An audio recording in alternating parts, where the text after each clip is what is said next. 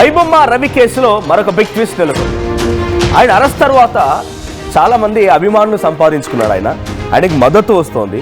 ఏకంగా కొంతమంది ఆయన పేరు మీద సినిమాలు తీస్తామంటున్నారు. కొంతమంది అడ్వకేట్లు ఆయన తరఫున వాదించి వారం రోజుల్లో బయటికి కూడా తీసుకొస్తామన్నటువంటి గట్టి నమ్మకాన్ని కూడా ఐబొమ్మ రవి విషయంలో చెప్తూ ఉన్నారు. ఆ నమ్మకం ఇస్తూ ఉన్నారు. కానీ సొంత తండ్రి మాత్రం వాడెక్కడ పోయినా నాకు అవసరం లేదు, వాడు చచ్చిపోయినా నాకు అవసరం లేదు, వెంటనే వాడిని ఉరిదీయండి, వాడిని ఉరిశిక్ష వేయండి, నేను మాత్రం అక్కడికి రాను. అయితే ఐబొమ్మ రవి విషయంలో కోర్టు కేసులు ఉంటాయి, కోర్టులో వాదించాల్సి ఉంటుంది. దీంతో ఒక అడ్వకేట్ ఏం చేశారంటే, ఆయన ఎప్పుడైతే నమ్మకం కలిగిస్తున్నాడో ఐబొమ్మ రవిని బయటికి తీసుకొస్తాను రకంగా చెప్తూ ఉన్నారో, ఆయన వెళ్ళిపోయి ఐబొమ్మ రవి తండ్రిని ఓ సంతకం పెట్టండి, ఈ సంతకం పెడితే నేను కోర్టులో దీనిపైన వాదనలు వినిపిస్తా, లేకపోతే ఐబొమ్మ రవిని బయటికి తీసుకొస్తానంటే, లేదు వాడి జైలు నుంచి బయటకు తీసుకొచ్చేందుకు ఎటువంటి ప్రయత్నాలు చేయకు, నేను ఎక్కడ కోర్టుల చుట్టూ తిరిగా, నేను అసలు రాను, నాకు ఆరోగ్యం బాగాలేదు, నాకు ఆరోగ్యం సహకరించడం లేదు, నేను కోర్టుల చుట్టూ తిరుగుతూ ఉండలేను, డైరెక్ట్గా వాడు చచ్చిపోయిన పర్వాలేదని రకంగా ఐబొమ్మ రవి తండ్రి అప్పారావు అంటున్నారట. ఫ్రీగా కేసు వాదించేందుకు కూడా ఆ అడ్వకేట్ సలీం ఒప్పుకున్నా కూడా, నాకు అవసరం లేదండి, మీరు ఫ్రీగా వాదించుకోండి, ఏడనబోండి, నా దగ్గర రాకండి, నన్ను ఇబ్బంది పెట్టకండి, నన్ను ఉత్తగా పరేషాన్ చేయకండి, నా దగ్గరికి వచ్చి సంతకాలు పెట్టమంటే ఈ సంతకం పెట్టిన తర్వాత రేపు కోర్టుకు రావాలి, ఎల్లుండి స్టేషన్కి రావాలి, ఇవన్నీ తిరుగుడు నాతో కాదుగా, నన్ను దయచేసి నన్ను ఇబ్బంది పెట్టకండి అని చెప్పి అక్కడి నుంచి వెనక్కి తిరిగి పంపించేసినట్ట సలీంని. పేపర్లపై ఒక చిన్న సంతకం పెట్టండి అన్నా కూడా సంతకం పెట్టడానికి కూడా ఆయన ఒప్పుకోలేదట ఐబొమ్మ రవి తండ్రి అప్పారావు. వాడు ఎక్కడ పోయినా పర్లేదు, వాడిని ఉరిదీసినా పర్వాలేదు, నేను మాత్రం రాను. మొదటి నుంచి ఆ తండ్రి చెప్తున్న మాట ఇదే. ఐబొమ్మ రవి అరెస్ట్ అయిన తర్వాత నుంచి ఐబొమ్మ అనేటువంటి ఆ వ్యవస్థ, ఆ వెబ్సైట్ ద్వారా సినిమాలు చూసిన వారంతా కూడా ఇప్పుడు రవికి అభిమానులుగా మారిపోయారు. మీరు నమ్మరు, ఐబొమ్మ రవి చేసింది తప్పు. అది పైరసీ చేయడము, తెలియకుండా ఇంకొక సర్వర్లోకి ఎంట్రీ ఇచ్చి హ్యాక్ చేయడము, ప్రభుత్వ వెబ్సైట్ని హ్యాక్ చేయడము, బెట్టింగ్ యాప్ ప్రమోషన్ తప్పది. కానీ ఆ తప్పు చేసిన వ్యక్తి కూడా ఇంతమంది అభిమానులు రావడానికి గల కారణం ఏంటంటే, ఆయన ఉచితంగా సినిమాలు చూడడానికి అవకాశం కల్పిస్తున్నాడు. వేలకు వేలు పెట్టి థియేటర్లో, ఓటీటీ ప్లాట్ఫామ్లో చూడలేనటువంటి ఆ సినిమాలని రూపాయి కూడా లేకుండా మీకు ఇంటర్నెట్ కనెక్షన్ ఉంటే అయిపోతుంది, ఆ వెబ్సైట్ ఓపెన్ చేసుకొని సినిమాలు చూడొచ్చు. మీరంతా ఇంకా ఐబొమ్మ అయిపోయిందేమో అనుకుంటున్నారు. నేను ఆశ్చర్యపోయా, సోషల్ మీడియాలో ఐబొమ్మ రెగ్యులర్గా ఉంటూనే అది మూవీ ఐడిని, మూవీ లింక్ని కాపీ చేసుకోమని చెప్పి దాన్ని డైరెక్ట్గా SBI ల్యాబ్స్ ఇన్సూరెన్స్ అనేటువంటి ఒక వెబ్సైట్ని కూడా దాంట్లో పెట్టినంటే ఇది మీరు షాక్ అవుతారు. ఐబొమ్మ ఇంకా ఆగిపోలేదు, ఐబొమ్మ ఇంకా రన్ అవుతూనే ఉంది. కానీ ఆ రవి అనేటువంటి వ్యక్తిని, అరెస్ట్ అయిన వ్యక్తిని ఇప్పుడు బయటకు తీసుకోవాలంటే కొన్ని షరతులు ఉంటాయి. ఆ షరతులన్నింటినీ కూడా ఫేస్ చేయాలని చెప్పి సలీం అనే అడ్వకేట్ తండ్రి దగ్గరికి వెళ్ళి సంతకం చేయండి అని అంటే, నేను సంతకం చేయను, ఏం చేయను, ఇక్కడి నుంచి వెళ్ళిపోండి అని చెప్పి వెనక్కి పంపించేసిందట. ఒకసారి ఐబొమ్మ రవి తండ్రి అప్పారావు ఏం మాట్లాడాడో చూద్దాం. నా పేరు ఏమంది చెన్నై.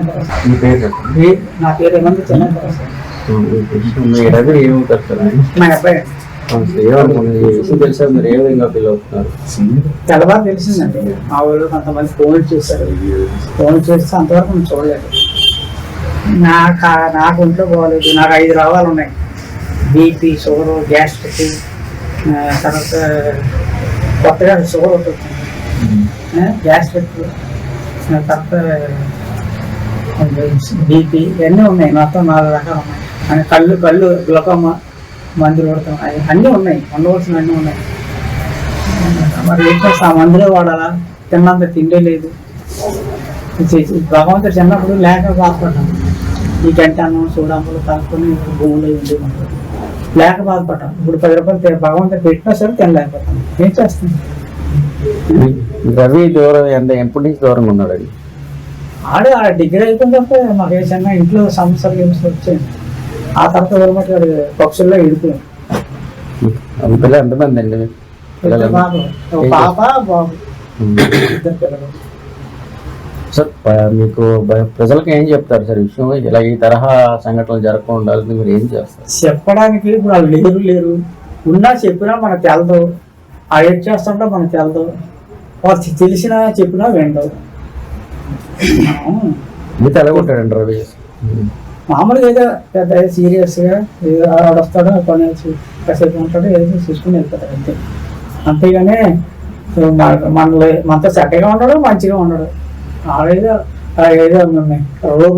రోబోలాగా ఏదో పని చేసుకుని మీరు ఇక్కడ సింగిల్ గా ఉంటున్నారండి ఇక్కడ? అవును సార్. మిమ్మల్ని లాలనా పాలన మీకు ఎవరు చూస్తున్నారు? ఎవరో లేదు, చచ్చిపోయి చూసిన వాళ్ళు లేదు. కుటుంబం మాత్రం 123 కుటుంబాలు ఉన్నాయండి. అందరూ మా వాళ్ళే, ఇలా శివాలయం కింద జంక్షన్ వరకు మా వాళ్ళే. అందరూ దేశంలో రక్త సంబంధాలు, కానీ మనకు చచ్చిపోయి చూసినోడు లేదు. సో ఫైనల్లీ ప్రజలకి ఈ తరహా ఏంటి హ్యాకింగ్లు ఇలా హ్యాకింగ్ చేయకుండా ఉండేందుకు ఒకరికి జరిగిన తర్వాత 100 మంది బాగుపడాలి వాళ్ళు చేసినాడు ఎవడైనా. ఎందుకంటే ఆడికి అలా ఏంటి కదా, మనకి ఇలా అవుతుంది కదా తెలియదు. ఇప్పుడు ఇలా చేయ అలా డైరెక్ట్లో కొట్టిరా ఎంత కొట్టేస్తారంటే కొట్టరు కదా. మన బుద్ధి ఏమైంది? మన బుద్ధి ఉంటుంది కదా, అది తెలుసుకోవాలి. తప్పు నా పనులు తప్పు అలాంటి. ఇది ఐబొమ్మ రవి తండ్రి అప్పారావు మాట్లాడుతున్న మాట. నాకు 4 రకాల రోగాలు ఉన్నాయి. బీపీ, గ్యాస్ట్రిక్, తర్వాత తలనొప్పి ఉంది, షుగర్ కూడా వచ్చింది మధ్యలో. నేను ఇవన్నీ పెట్టుకొని నేను తినడానికి తిండిలే సరిగా మందులు వేసుకుంటున్నాను. నేను ఇప్పుడు వచ్చి నా కొడుకు కోసం పోరాడేటువంటి శక్తి సామర్థ్యాలు లేవు నా దగ్గర. కాబట్టి వాడు ఎక్కడ పోయినా పర్వాలేదు, తప్పు చేసేవాడు శిక్షార్హుడు, శిక్ష విధించండి. ఇదే సేమ్ యాస్టిస్గా అడ్వకేట్ కూడా చెప్పారంట. సలీం అనేటువంటి ఒక లాయర్ ఇప్పుడు ఐబొమ్మ రవిని బయటికి తీసుకోవడం కోసం ప్రయత్నం చేస్తున్నాడంట. అయితే మీరు ఒక సంతకం చేయండి, ఒక తండ్రిగా మీరు సంతకం చేస్తే ఆ సంతకాన్ని పట్టుకొని నేను హైకోర్టులో వాదిస్తా. ఆ వాదనల తర్వాత నేను ఆ ప్రయత్నం చేస్తే ఐబొమ్మ రవిని ఎలాగైనా బయటికి తీసుకొస్తానని ఒక నమ్మకం, ఒక గట్టి విశ్వాసంతో సలీం ఉంటూ ఆయన సంతకం పెట్టమని అడిగితే నేను సంతకం పెట్టను అని తిరస్కరించారట. ఐబొమ్మ రవి ఇంత పెద్ద ఎత్తున బయట అభిమానులు సాధించుకున్నాడు. ఆయన అరెస్ట్ తర్వాత ఇంత సపోర్ట్ దొరుకుతోంది. మీరు ఆశ్చర్యపోతారు. ఫర్ ద ఫస్ట్ టైం నాకు తెలిసి ఒక నిందితుడికి ఇంత ఫ్యాన్స్ క్లబ్లు ఇవన్నీ ఏర్పాటు చేయడాలు. ఆయన ఒక రాజకీయ నాయకుడా కాదు, సినిమా ఆర్టిస్ట్ అంతకంటే కాదు, యాక్టరా కాదు, ఏ సినిమాలో హీరోగా నటించలేదు. కానీ ఒక వ్యక్తికి అరెస్ట్ అయిన తర్వాత, నిందితుడని చెప్పిన తర్వాత కూడా ఇంత సపోర్ట్ వస్తుంది. సోషల్ మీడియాలో ఐబొమ్మ రవికి ఫ్యాన్స్ పేజీలు పెట్టేసారు, ఫ్యాన్స్ క్లబ్లు ఉన్నాయి. ఆయన పేరుతోని ఏ ఇమేజెస్ క్రియేట్ చేస్తున్నారు. ఒక అయితే డైరెక్ట్గా సినిమా తీస్తానంటున్నాడు. సో చాలా మంది కూడా ఐబొమ్మ రవి అనేటువంటి పేరు వినగానే వాళ్ళు చాలా ఉత్కంఠగా వార్తలు చూస్తున్నారు, సోషల్ మీడియా సైట్స్ని చూస్తున్నారు. ఆయన కస్టడీ తీసుకుంటే ఏం సమాధానం వచ్చింది, మళ్ళీ వెబ్సైట్ నడుస్తుందా లేదా. సినిమా ఇండస్ట్రీ ఐబొమ్మ రవి విషయంలో ఇండస్ట్రీ పైన నెగిటివిటీ పెరిగింది, రవికి సపోర్ట్ దొరికింది, ఇదైతే నిజం. సో ఆ రకంగా అంతా అభిమానులు వచ్చారు. కానీ మన సొంత ఇంట్లో కన్న తండ్రి, ఒక సామెత ఉంటుంది, కాకి పిల్ల కాకి ముద్ద అని చెప్పి. సో ఎన్ని తప్పులు చేసినా, ఎన్ని ఇబ్బందులు పెట్టినా తల్లిదండ్రులకి తన కుమారుడు లేదా కుమార్తె గొప్పే, వాళ్ళు వెనకేసుకొని వస్తూ ఉంటారు సహజంగా.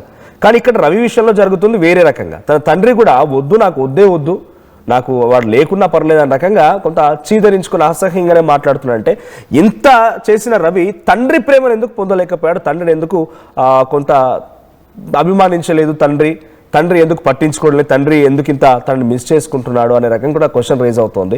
మా ప్రతినిధి రవిచంద్ర ఉన్నారు.